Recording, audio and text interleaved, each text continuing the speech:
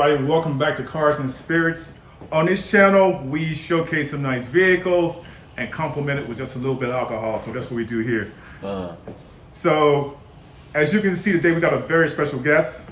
We have a Super Bowl champion, two-time All Pro, Emmanuel Sanders in the house. What's up, big dog? What's up with it? All right, so me and Emmanuel, well, how I know Emmanuel is through his father. His dad and I are childhood friends from back in the day. So that's how this interview came about. So when Joel came to Las Vegas a couple weeks ago, I asked him to reach out to Emmanuel and see if he could do this for us. And he said, cool, we'll do this. So that's what we're doing today. So, all right, E, we're going to jump right into it, brother. All right. What was your first vehicle? Man, my first car was a Aztec. Right before I signed to go to SMU, I had an Aztec. And man, I'll never forget, I thought that was the greatest car. You would think that was a Rolls Royce Cullinan for me coming out of high school, you know, getting ready to go to SMU to play ball. And yeah, I ended up getting it, but ended up messing that up like 2 years into college. Right. So my second car, I ended up hitting my dad up, and I told him I needed a car, and my grandma had, my grandma on my dad's side, had like this old school car, and the car had a hole in the driver's side. So when you would drive, you could see the street. And my dad was like, "You sure you want this car?" I was like, "Man, look, anything to get me to school and back, like I'll take it." And so I started driving that, right, and at SMU. And so I just tried to make ends meet, because I always knew, like, if I just keep on the path that I'm going, you know, at some point I'll be able to get me some nice cars. Right. So that was the first vehicle. Yeah. Cool. So, fast forward, you get drafted by the Steelers. Yeah. What was the first vehicle that you got when you signed with the Steelers? I went and got a CLS 550, a Mercedes-Benz CLS, and man, it was all white. Yeah. Oh yeah, where I'm from, out in Texas, man, we ride rims, so I had to go get me some rims. And I put some white 20s on it, so it was a white CLS with white rims. And Right. I mean, when I pulled up, you knew I was somebody. Right, Man. right. I felt like I had made it with that car, man. So why the CLS? I don't know. I didn't know too much about it, but then like I went on the internet and I Googled just nice cars in the price range that I could fit in, and I just liked the body style of it. And I saw a vision, and then I Googled CLS white with white rims on it. And I saw the picture of one of them, and I said, okay, this is the exact car that I'm gonna imitate. Right. And I fell in love with it then. Awesome. Okay, so what was the very first sports car you bought? The very first sports car I bought was the Lamborghini Gallardo. That's nice. I bought that in 2014. Crazy. I remember 14. So how the NFL workout is, the first 4 years you really ain't making no money. Right. So after the first 4 years, I became a free agent. I signed with the Broncos with Peyton Manning, and I had some money rolling in. And I always wanted a Lamborghini, and I've always wanted a Rolls Royce Wraith. And I remember I said, man, all right, my dreams are coming true. I put in the work. I put my body through a lot. I went straight to the Lamborghini dealership. I got the Gallardo. Right? It was a white Gallardo, white rims, just like the CLS. Right. I wanted all my cars white. Right. I waited like a couple more months after that, and I said, I'm gonna go to the Rolls Royce dealership. I said, I'm not gonna purchase it, I just wanna look at it. I drove off the lot with a brand new Rolls Royce Wraith. So I ended up having a CLS. Actually, at the time I had the CLS, I had a white Range Rover, I had the Rolls Royce Wraith, and then I had the Lamborghini Gallardo. That was my fleet, you know, in 2014. Yeah, so as you can tell, I love cars, man. I love switching up the cars. And at the time, it was an all-white movement, right? I had all white. I had the white CLS, the white Range Rover. I had the white the Gallardo, but then and then I had a white Wraith, so it was all white. All white. That was the whole vibe in 2014. Nice. So now you have a Ferrari. Yeah. Why the Ferrari? Man, I drove a Lamborghini so long, and then one of my financial advisors, he told me, he said, man, you should try a Ferrari this time. He said, I love your Lamborghini, but he was like, man, the Ferrari is just pure class. Right. You know what I mean? It's pure class. The Lamborghini is known with the younger cats, but the Ferrari more for the wealthy, right? You know what I mean? Like, and so I switched it up, and I test drove where I said, man, this don't feel like a sports car, but it do. Like it rides so smooth, and ever since then I was in love with Ferraris.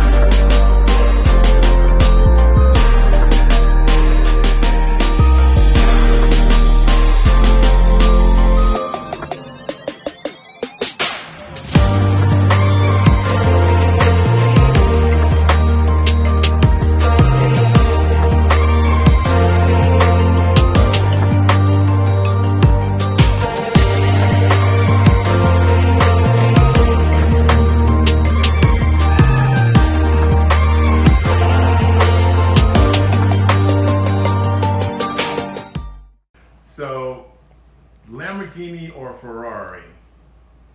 Since you got a Ferrari right now, would you pretty much? It's go crazy towards because Ferrari? for a ride, now like, and we had this conversation yesterday. Right. We were talking about the Huracan. Right. Now the Huracan, how they made the Huracan is Different hard ride. because the Huracan is smooth just like the Ferrari. Now if you take the Gallardo kind of bumpy, right? The Lamborghini Aventador, kind of smooth but kind of tight, still kind of bumpy, kind of jerky. Right. So I mean, it all depends on what Lamborghini. Now if I had it my way, the 458 or the Huracan, I think I'd take the Huracan Yes, over sir. the 458. Yes, sir. But the LaFerrari over the Huracan, I don't know. You know what I mean? We was talking about that yesterday as well too. So Ferrari. I think it's just a mixture of what car or what style you want to go with. But right now I'm going Ferrari, so I gotta stick with the Ferrari. Understandable. So, your love for luxury vehicles. What was your most luxury vehicle you bought? Recently, the Rolls Royce Cullinan.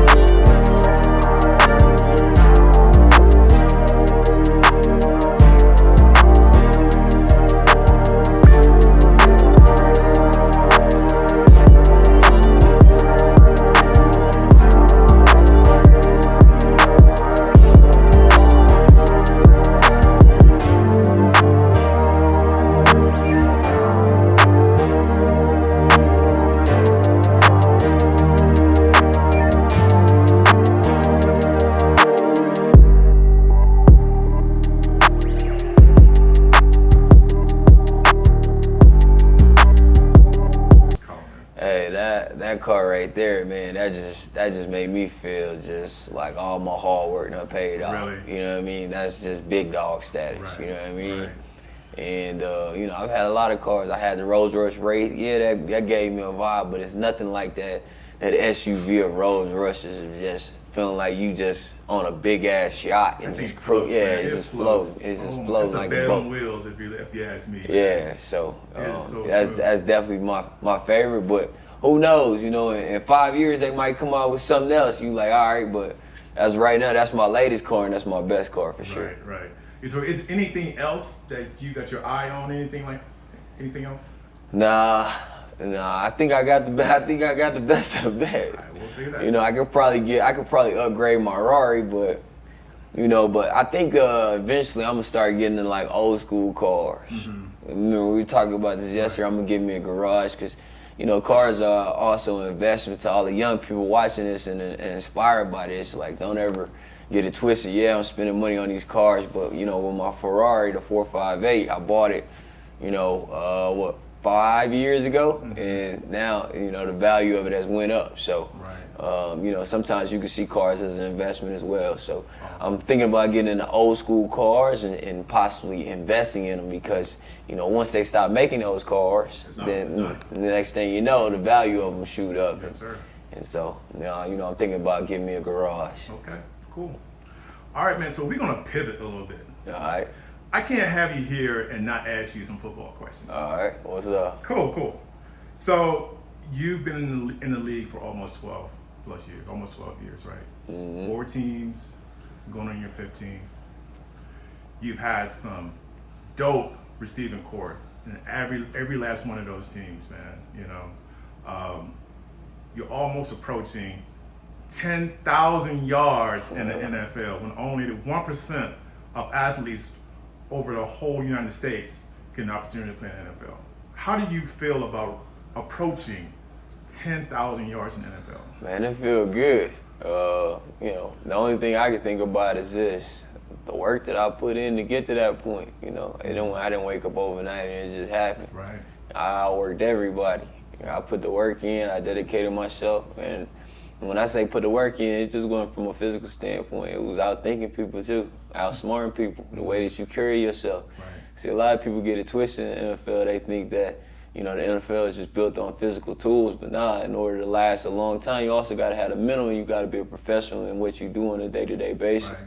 And you got to be able to adjust, midstream adjust, and be able to change it up if you need to. And so, you know, I think about all that and just the longevity of my career.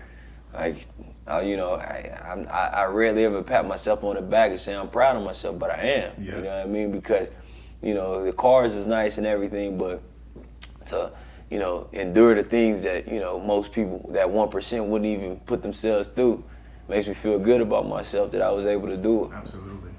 And also to go to 3 Super Bowls, win one, Yeah.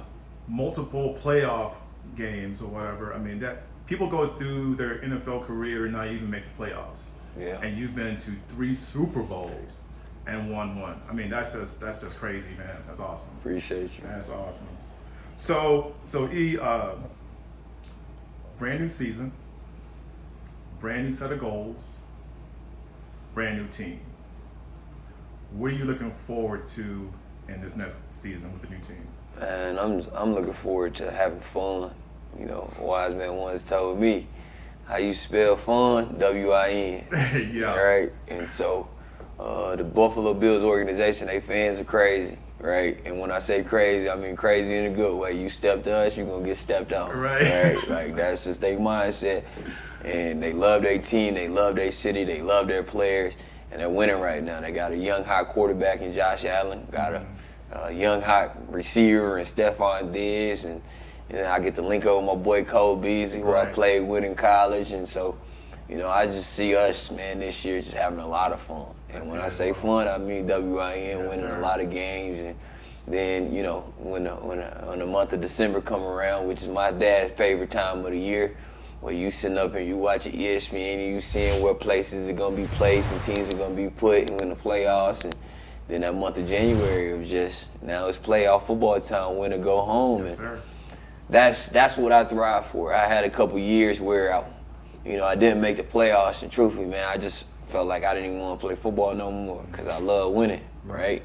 Somebody asked me, well, do you love winning more or do you hate losing, right? And I'm gonna say I hate losing. You know what I mean? Because I can't stand losing, right? And so to be on winning organizations and chasing these Super Bowl rings, you know, I haven't been 3 Super Bowl by luck.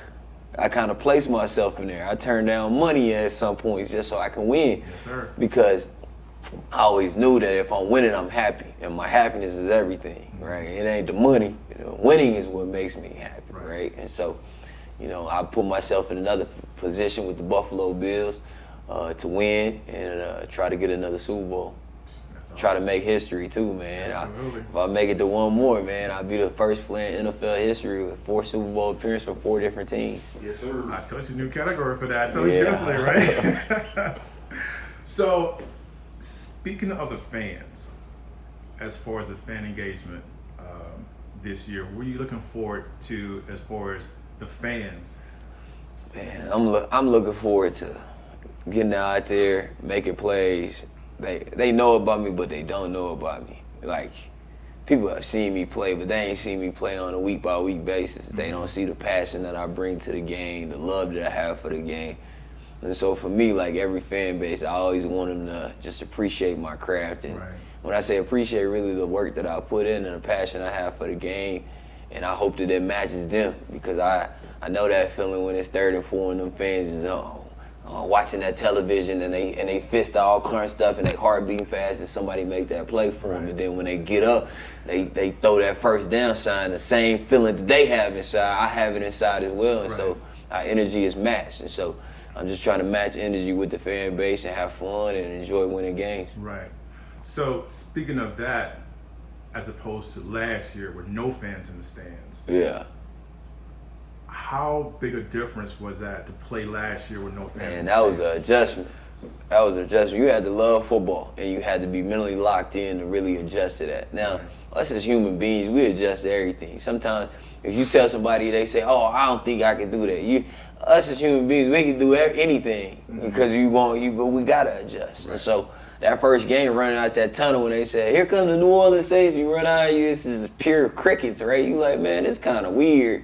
You know, but then after a while, you kind of get used to it, you know? And so, you know, I was able to get used to it and adjust to it just like everybody else. But I tell you what, it's going to be fun to have them fans back in the stands, though. Roger Goodell came out and said, you know, this season, like, they're going to have full capacity. So I'm looking forward to that. Now we got to adjust back to having fans in the stands because, man, you go on the road, right? I remember one time I went to the Raiders, and we pulled up, and they were out there tailgate, man. And I couldn't even fathom this no more, because now, with the pandemic, I don't even know how to adjust. But I remember I pulled up to Oakland. I was with the Broncos. It was like a 70-year-old lady. We on the bus. She got an apron. It's a 70-year-old lady? Yeah, she's 70. You know those Raider fans. They love. She got an apron on. Next thing you know, she pull up the apron. She got one of them long ding dongs under it. And she holding up the F-U sign like she said while we pulling up. I say, man, these Raider fans are crazy. She had to be about 75, 80. You know what I'm saying? But you missed that, though. But at the same time, now that it's back, when you go on the road, you got to deal with that adversity. Well, which is football, which makes it fun. Right, man. That's awesome, man. I wish you would come to Raiders if that would have reached out to you. Man, it's all good. Oh yeah. You out there in Vegas, huh? Yes, sir. Yes, sir. All right, man. So we're gonna pivot to spirit time. What spirit you think complements all 3 of your vehicles? So you got the Rolls, you got not the Lamborghini, the Ferrari. You got G-Wagon out there. Yeah. And you got an H3, the Hummer. And the H1. H1. It's Yeah. one. It's the H1. That's right. So what I'm looking for is to combine all those vehicles into one spirit. Something really high class, something smooth. What do you think? Like when you say spirit, I'm trying to get drink. Oh man. Something high class. Man, it's super high class. And I don't even know the level of it. I gotta go look because it's not gonna be something you can go in your local grocery store, your local liquor store. 100%. You know what I mean? Like I gotta do my research on that. Like it's that type of spirit. Gotcha. Like it's gonna be a 10,000, 20,000, maybe not even a bottle that you can even drink out. So you're looking at some Louis probably. Yeah, Like that, I'm Louis. thinking, that Louis the 13, because you know the alcohol within it, then the bottle itself is crystal. So yes, sir. you know that type of vibe. All right, cool. So, all right, guys, we're gonna pivot to spirit time and see what we can complement these vehicles with. All right. All right.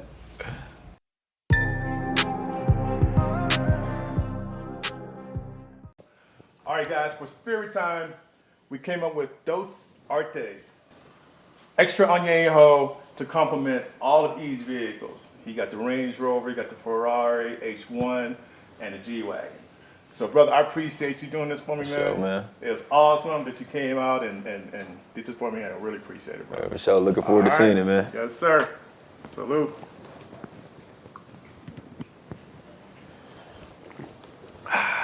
That's smooth, right? That is one of the smoothest tequila I've ever had, dog. Yeah. That's some good stuff, y'all. Yeah. That's some high quality tequila right there. Oh my God. Oh my God. Hey. High quality. Told you it gets nothing better than Dos Artes, man. That's the best tequila, man. Best tequila I ever had.